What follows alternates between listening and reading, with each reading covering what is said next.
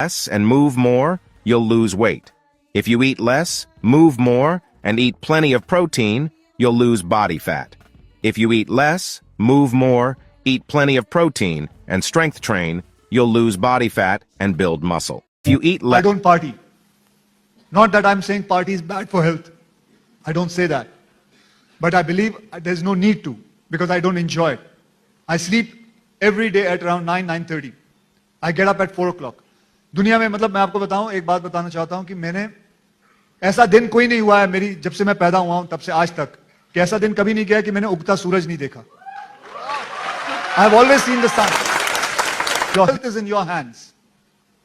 Your life is in your hands. It is the most simplest thing. जैसे हमारे यहां मैं देखता हूं कि कितने लोगों को पेट की प्रॉब्लम है, मोटापा है. सिंपल सा हिसाब, उसका हिसाब है. अगर आप 1 घंटा नहीं दे सकते अपने शरीर को कसरत करने के लिए, और दूसरा 6:30 बजे के बाद खाने की कोई जरूरत नहीं है. आपका शरीर नहीं मांगता इतना खाना. पागलों की तरह में ठूसते जा रहा है इंसान. 6:30 मतलब सूरज ढलने के बाद, उसके बाद कोई जरूरत नहीं है. एक